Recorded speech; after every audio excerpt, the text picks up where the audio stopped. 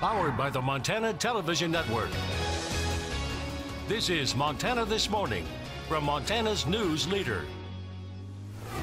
Good morning. Thanks for waking up with us here on Montana This Morning. I'm Augusta McDonald. And I'm Louis Dorch. Hope you're having a great start to your Friday, Black Friday. Augusta, are you much of a Black Friday person? I'm not much of a Black Friday person. I've never, just not a big shopper, not a big box store shopper. No, same here. I've never done it. The crowds, I'm like, I'll stick away from that. Yeah. I guess I've never found a sale that was that good. No, same here. That good, like you gotta wait hours to get into the store. More of a Cyber Monday sort of person. Totally, yeah, exactly. In the comfort of your own home. Exactly. But if you are gonna go out, it's not too bad this morning. Cool temperatures and the rain showers that we saw yesterday, those have moved out of the area. So it's going to be dry, cool, but not bad. 30s is what we're seeing mostly around western Montana and Idaho here.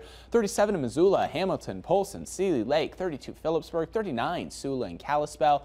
We're at 38 this morning in Thompson Falls and 36 in St. Regis. So again, a pretty nice start to your Friday. And then as far as your Friday forecast goes, it's going to be fairly nice today as well. It seems like the first time in a while we don't have any rain in the forecast. We'll see 44 in Missoula and Kalispell, 45 in Hamilton, 43 in Polson. We're still going to keep mostly cloudy to partly cloudy skies overhead. Alrighty, thank you, Louis. One of the last things you want to hear from your doctor is, "This is my first time performing this procedure," but a new simulation lab at Sacred Heart Medical Center in Spokane is getting doctors more prepared. CBS News health reporter Rose Beltz put her own skills to the test in the new simulation lab. Part of the trick here is you always want control of that wire so that it doesn't end up in a place that you don't intend. They say there's no rehearsal for life, but at the Dr. James W. Mounsey Clinical Simulation Lab, there is. Because current and future medical professionals like resident physician Lucy Ledyard practice their technical skills on robotic patients before treating human patients. After receiving a generous donation from Dr. Mounsey's family, Sacred Heart Medical Center converted their same-day surgery center into a simulated intensive care unit and operating room, a flexible space fit to educate staff and students. But it also functions for us sometimes as an ICU room, an ER room.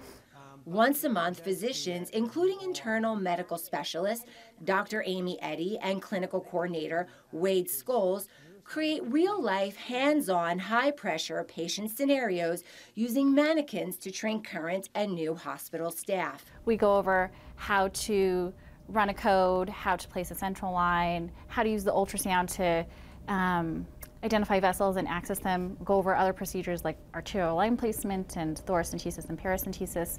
When they're in the thick of it, they have done it before. Dr. Ledyard is preparing for her upcoming ICU rotation. She is learning how to place a central venous catheter into a lifelike dummy that bleeds and can communicate like a human being. You kind of feel better how it's I feeding. see what you're saying.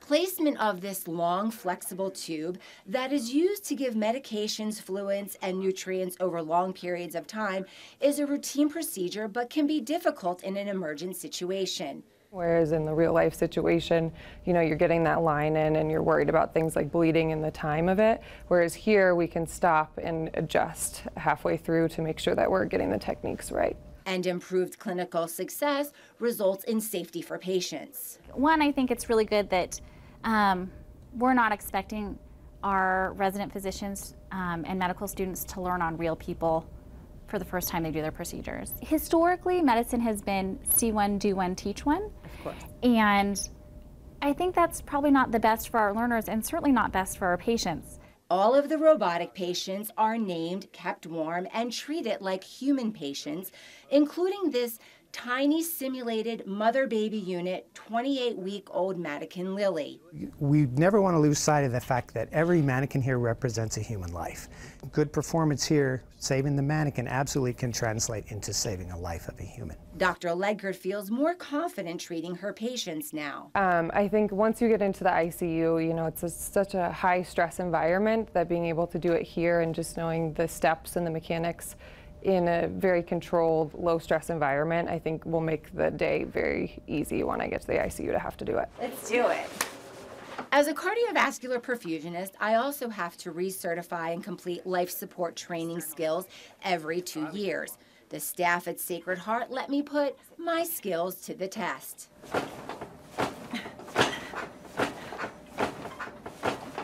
It's not as easy as it looks. It's amazing how many people you can fit around a bed. It's an emergent situation. So you hook them up there, those are your defib cables. And then before you hit the shock, you're going to make sure everyone's clear because we're actually defibrillating. All right, stand back, all clear. Not only is the simulation lab a creative environment for professionals to learn, they are now opening their doors to teach some middle and high school students about healthcare careers. Rose Belts, KPAX 2 News. On special assignment, the impacts of cancer often continue long after treatment is over. It's a hard-fought, emotional journey of survival, but is it possible to reclaim what cancer tried to steal? Living Art of Missoula thinks so. Their studio has always been a place to create, share, and heal. This workshop is called Cancer, Courage, and Creativity. Others that just months with glue guns and paintbrushes, these women rediscovering what they were like before they had to fight for their lives. It's an important step in getting back to normal. It wasn't really about the fact that we all had cancer, but everybody knew that, everybody had been through that. But it's so powerful. It's that unspoken connection, and it's that sense of compassion and kindness that just kind of overlays the groundwork for everything to begin. Coming up in a little bit, Jill Valley takes us to a workshop in Missoula where survivors are uncovering their creativity. We find out why that's so important for healing, cancer, courage, and creativity coming up. Top stories this morning, there's a new development in Special Counsel Robert Mueller's investigation into Russian meddling in the 2016 presidential election. Sources tell CBS News that former National Security Advisor Michael Flynn's attorneys are no longer communicating with the White House. Flynn resigned in February after acknowledging secret talks with Russia's ambassador to the United States. An attorney for President Trump said he assumes Flynn is negotiating a plea deal, but said it doesn't necessarily have anything to do with the president. President Trump, meanwhile, spent his Thanksgiving honoring the nation's armed forces. The commander-in-chief visited a Coast Guard station in Florida and spoke with troops who were spending the holiday in Afghanistan. The president thanked them for their sacrifices they've made to protect the country. And today is Black Friday, traditionally the busiest shopping day of the year. The National Retail Federation estimates that 115 million Americans will do some shopping today, either online or at a brick-and-mortar store. More are expected to spend an average of $478 on gifts this holiday season.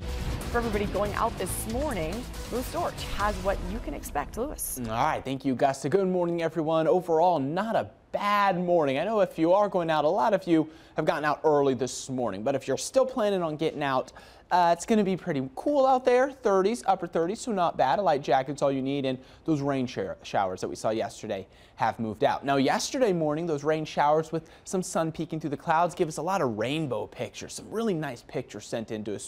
So this was given to us by Susan. This was taken yesterday in Florence. Susan, thank you so much for this fantastic photo right here. And we have one more. Love this picture. Got the reflection of the rainbow in the mountains here over the water, some clear skies. Joe, thank you for this. This was taken down in Stevensville yesterday. We have a lot more of these pictures to get to, and we'll continue to show them throughout the morning here. Quick look at your Doppler network. Here's that cold front. The showers are kicking off right along that cold front that moved through yesterday. Now, we made it up into the 50s, some areas 60s yesterday.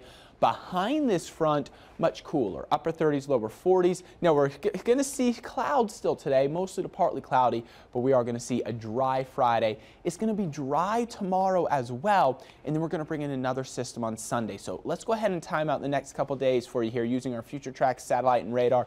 Here's the cold front that I just talked about. You see as that moves out, we're going to start to get some clearing by this afternoon. Like I mentioned, though, still mostly to partly cloudy skies. Now, as high pressure builds in, it's going to be dry Saturday. It's going to be really nice tomorrow. Upper 30s, middle 40s if you can.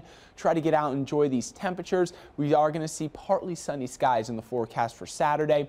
And then we're going to watch this system. It's going to be building in off of the Pacific. Now the model's trying to give us a slight chance of some showers starting Saturday evening as this warm front approaches. Then it looks like the main system, though, is going to reach us late Sunday afternoon and into Sunday evening. Now temperatures are going to warm up on Sunday behind this warm front. We're talking about upper 40s, lower 50s. Then as this system approaches, Rain showers, high elevation snow showers Sunday night and a Monday morning, and then cooler behind that system. And we can see this laid out in your 7-day forecast. So 44 today in Missoula, 43 tomorrow. Notice 49 Sunday. And then there we go. We cool it back off, upper 30s and lower 40s behind that cold front. Kalispell 44 today and tomorrow, and dry, very nice.